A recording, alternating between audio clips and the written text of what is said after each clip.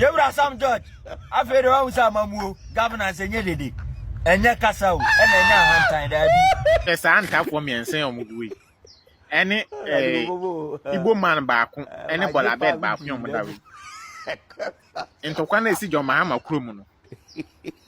Inform omon kan wasem o mu page. Uko media na so abusia apai. F00LISH Sam George, any DSTV that is Multichoice aircon no. TikTok is going to say masa. Sam George onyan se hunu kura. Ade ehun hia entoko hunu ana Sam George aircon. DSTV luxury. The first one auto manento rent what the nene yenye sika kra ntua rent and they won't fight so be tear no so DSTV ana woko ho in fact one be ke kwa kire Sam George na face no ever Savannah region maintenance na settled man yes Ghana for 13,000 Afghan refugees e Cote d'Ivoire no TikTok has now be clash with Captain Kojo Smart Kevin Taylor Johnny Hoos enu onuam SSR di we AC MPP taman kan kwase afo ba be dede adenta moye din ya ene monkasa ogba come adwe achire mo I Penyah block media mess was say need you obe like video no da mo subscribe button so back the notification and call the latest updates na ba chire wa adwe dia mame e wo comment section mess was so baswa no wa chire for so enya bi ahye e to comedian say Sam George on DSTV owners Multichoice odomo enya banta pa ni gina fa DSTV subscription price reduction Sam George chire mu say subscription price no ne bo na the cost wasoro omonte so. My fidelity is to the Ghanaian people. I have had to act in the interest of the Ghanaian people. And I believe that the Ghanaian people have been fleeced and exploited for too long.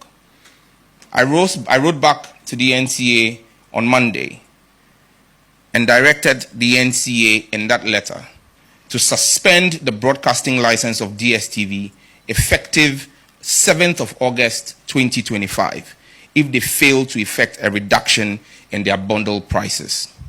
Omo just krachi utimi nchire de enye house ni adwuma ya tumi say te e ma na Sam George onu mu kuntokwa ene mo ante so a mejina metumi so by the power vested in me by the president as someone that George Minister for Information Technology and Innovation mejina metumi ne so obolo tu mi ne so mejina so asha tu mu down memo mu show down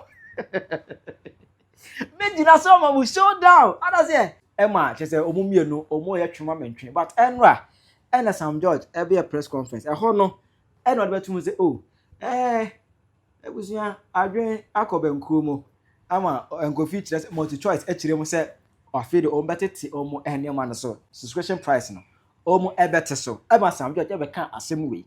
But Sam George, boy, said us some boy, or can't say we are video ni pop up on the internet, go viral pet. And a Multichoice at the press statement about one. I said, oh, we did latter part on which of the old master. We are setting the record straight and we want to clear air. We are clarifying things. And somewhere about from almost I and a Multichoice any DSTV. You just to say, you better tell them as the master. You know, be uncle agreement to be as a crash. You know, be uncle agreement to be as a. It don't any self no candy any. More pensions from Mungo Sam George. When I hear Debbie. Yes, Nadia. Sam George and you be a Obeka say. Omo be pass mre bia emra no ebe fight tia misinformation se asem enim ensi ye na wo ha wani abeka ye pass mre against that e di be kire se ene Sam George emre ya wo pese wo pass no se yo pass mre ne pa wa nkasa fa ho koma koti eze koti munji mintum every say DSTV nsemi uno ma ngo agreement bia about who be dwa wonum kire Ghana fu be twa atro kire se enum go agreement Ejo just say the emre we are Sam George on one fan on konkodem. Yewura Sam George. Afere wa usa mamu governance enye dede. Enye kasa o, ena enya hantan da bi. Ajafu ene say, ye nim so ani DSTV for to kwase omonte che omo prices ne so. Etiendo ye wana Yewura Sam George be ka kire say, afere DSTV for ati say omonte che omo price ne so. Ante ena DSTV for ba bonte say, Ghana fuwe. Yewura Sam George ne kan enya no kore. Yenti asiyesi ye beti to price ni su bia na afi na ye betena se aka asem no a whole minister what ma be twantro atre Ghana for ye minister Sam George ese what they call parliament amana kwa emra se wa be spread fake news no emra ni no ubedi nti Yewura Sam George se parliament e pass samra na fa ho koma police for no to be twantro atre Ghana for What be trying to pa? You were some doing Jankasa, Oba pa, the other pan, why am I gonna for? Oba, data boy, Akosoro. Tell you, now 25 cities, 20 cities, not me a bundle, and then 40 cities, 50 cities, 60 cities. Akosoro, Osaya bundle, and Chena Sasa, and Chena San, who opposition, Okatra, as no former Minister for Communication said, Wama bundle, why a thing. Wama bundle, why a thing. You're teaming your bundle, and now buy it. Bundle, no cry, I say, cry. And to go on DSTV for Queen. Okatra DSTV for say, yan dollar na ba form. Eti also omo prices in so. And ne dollar na ekosoro. Dollar na asate praga no. Eti ade na odi gina so say omo price in so no. Say ade na say ekosoro. Eti ye kasa na wo say ono omo tena se kasa. Enye by force. Enye hantan, enye kokoti say wo force omo say omo price in so. And the home minister what ma be try to atrega for. Who opposition ye would dead away ye would dead away and ne ya mau to me and now to me no so. Also now sorry ya now I shut down was it a TV station we was shut it down. Radio station was shut it down. And on Kwane idea would you post today. Yes you have some George kick on I say data boy thing. And you say DSTV is something in your brain. And you know they hear Ghana for Debbie. Because DSTV is a luxury. Hey, the panel or Yan hot tama. I don't go to DSTV body fee, 70 will be to your worker. Onyan who decoder and then they credit TV. I'm not going to TV. TikTok by TV, but them for life. As everybody say, you know, they want you, but for life. For life. And you and fancy and serving any purpose be a but them one for life and decoration. Me TV overless is so man many culture men say and baby and for decoration. It don't be like I said. So be person otua DSTV as I'm George. And now WhatsApp and you never told me 10 million. No one so betua on na been holding sika. And ya wo hwemu ho. Do otia kurasi DSTV and fan ho. It is I'm George. Energy now channel on DSTV and Samsung. And ke be say or the paper rent is called rent to Ghana ha. Months. Sika vigino. Yes, go come here. Yeah, charging 15,000, 10,000. As of what Adam. Sam George. Ja DSTV for no money on Majuma. Why? The Ukraine baby could have done ye the Akuto DSTV could have chia. Omunyo Majuma. Why? The who here no so ye. Eja. Bozu. A dime fear we are beginning a dime 60 million, 65 million. Ukrosika 65 million. What kind of what now they come a few and if you are in the back on nursing or the back police. Now on them fee who was it? Hey, I blame to my bay. Eja Disania man home come or was sent by this time a dime we was sent behind a bed 1,000 to be. Nami team nami ho Tommy 60 million anka me de bia to achiri cause me timi aka kra na me 60 million me hu se me wakakra da achiri me de kwaje dan eni hia why a dan boarding amafo han dan 80 million 14,000 dan 18,000 dan 200 and something million 300 million dan ukrum hanom wow de so wo de wo se me boa kan you obeka eni bia wote anu mabuum ewo Ibrahim bebome wam to one hand dine I just see bia de one hand dine entimase obuo ma ne papa bia nkakra ka bia si ba ko bia si ba bintino o team no wo kan ohu video anu wo so no atwam ofa jama DSTV for nyom adwuma wa na yakure ni TV mpo TV kure ntimi nto nyom adwuma wa jawo mu ne dim komo di hia ne ye why me fine sound tie okubusa fine we bibo e mono fine we na eje tete wa ha no do na we kra me dey atutu as a train no ti na mo no me dey ko to 5 for asim kanika ti mi to foforo fakoto wazu onye die hia why. Please, someone should call me Sam George. Please, someone should call him for me. Sam George, I know that you are the leader of Irresponsible Association of Men in Ghana. Why I'm saying this is because you said your wife is the one who takes care of the household.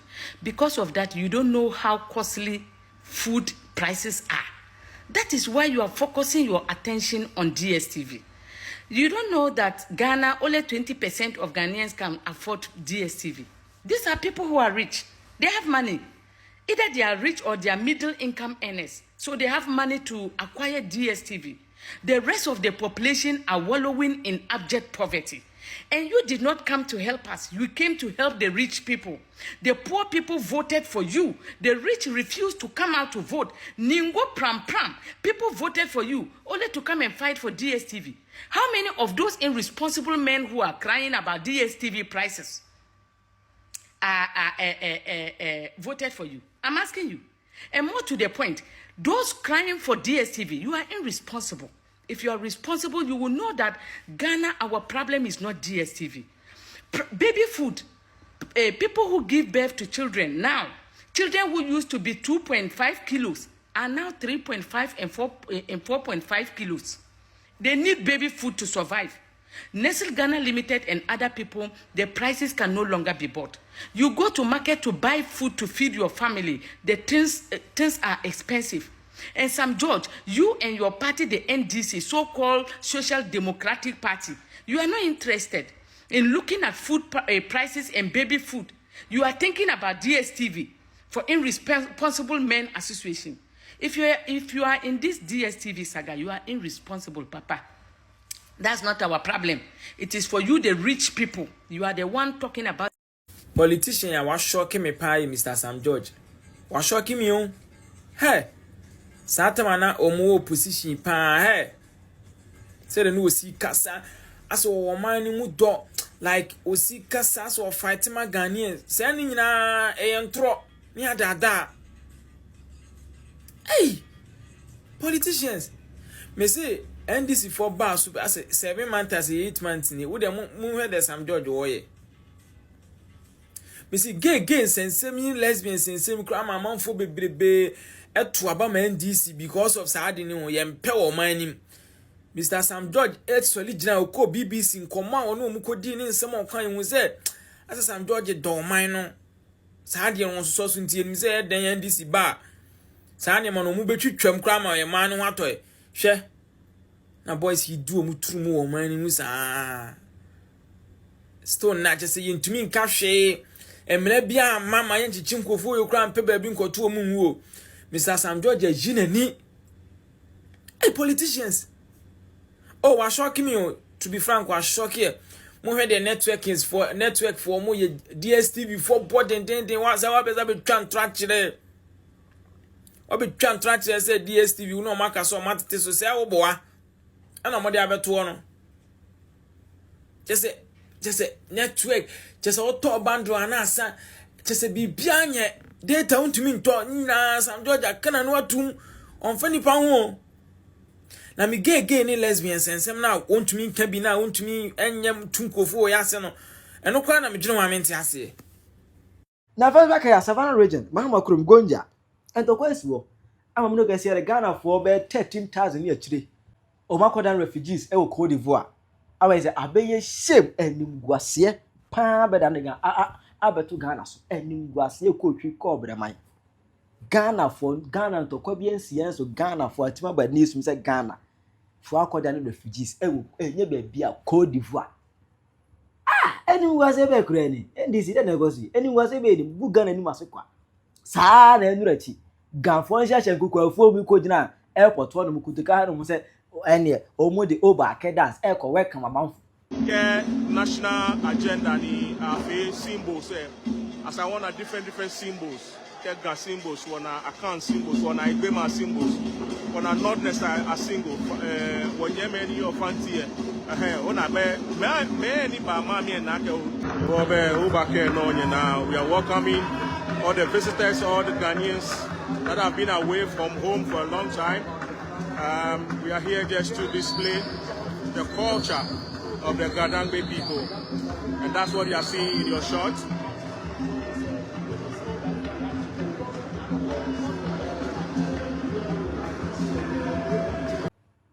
Ghana ni mase sa de asem kura wo asem kukuafo be ngopa bi ntina enungu ase sa eni ekura ara se ma adu e ba ye no Ghana for akodan refugees ewo Côte d'Ivoire hono chese Gonja asase so menti wan say aso de gunyeri kurokitua bi asase enuru one plot mpunto kwa ekoso nyanto kaketua adi ba ye Captain Gonja Smart onka ho hwe Kevin Taylor nka ho hwe Johnny Who TV3 onka ho hwe eno ana TikTokers able ya say nyametu am in the first place we say adi we see MPP time anka ye ni how mezi ahoro nipa ego krom ha moye di nkura no nyametu am in the first place.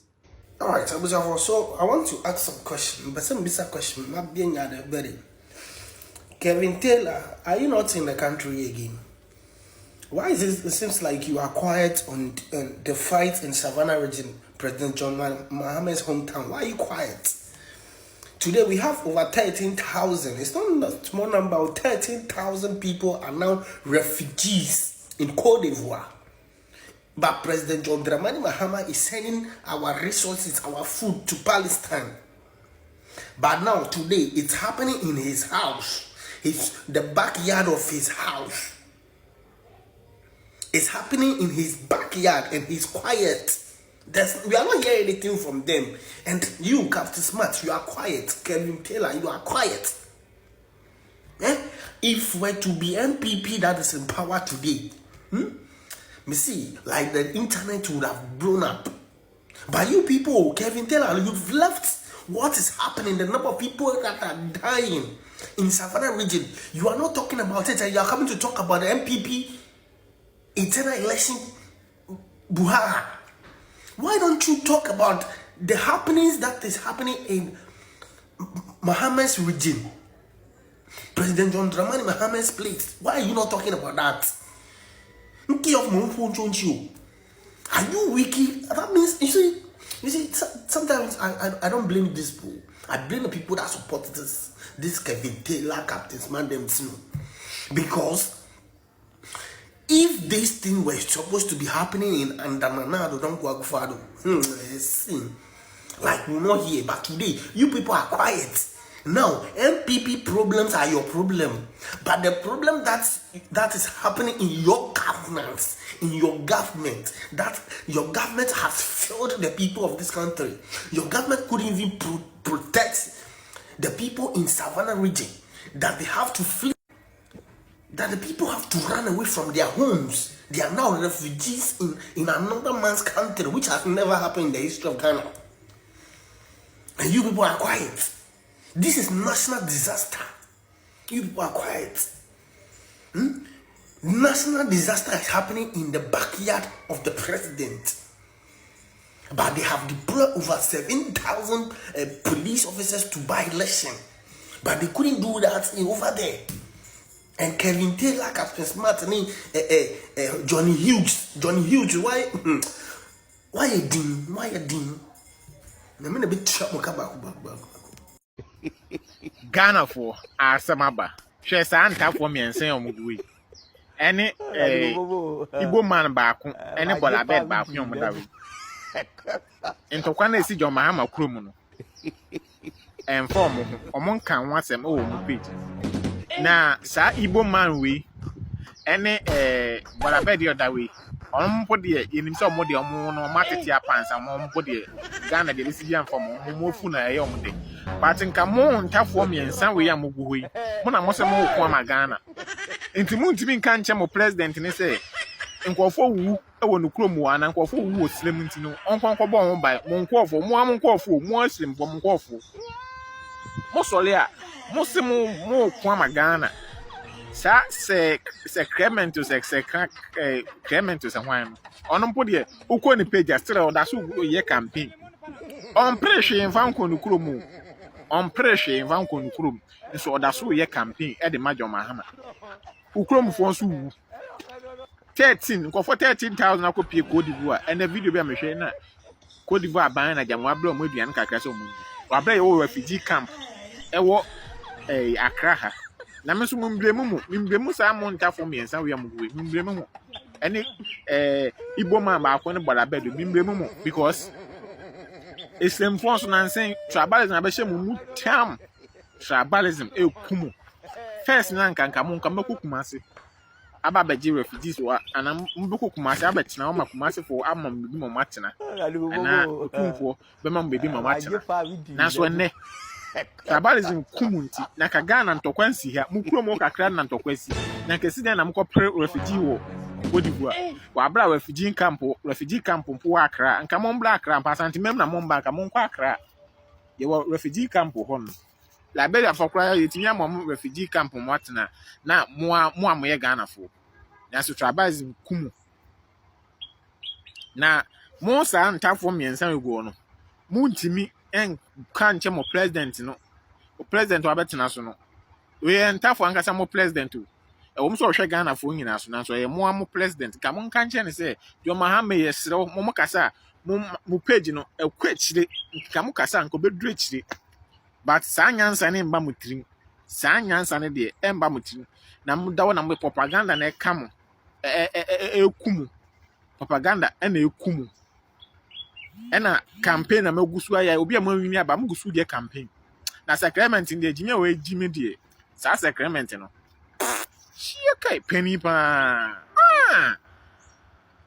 Wo krampo de camp anka wo ti ho no wo ti slim ho no sanko fo menu e ntafo menu e omo wa amsa Asante region sen fa na wo sacrament de wo ti ho wonim de ekọ nanso politics kun wo de nsua nyansa okrom na ebo no nsua nyansa na nka bibi nkyere mpanyimfo no mkwankwa yekrom oyi hweye wura John Dramani Mahama wo se wiase nye nipa nyina na ye ka bone to wo musu nye nipa nyina na ade a wo munyeye ye ka to ne so se waye wo se ba wo mie totuo ema mampusifo so wo mfa nkunkusa asefo se de ewu kurum gonjafo na ekum nkorofo no ye ni fledie Ghana ni nya refugees wo ba bi da President Mahama ne wona watotu ahodo akoma gonjafo so wo mfa nkum ada traps ne Ghana for ada ne refugees akwotena Abidjan ne Burkina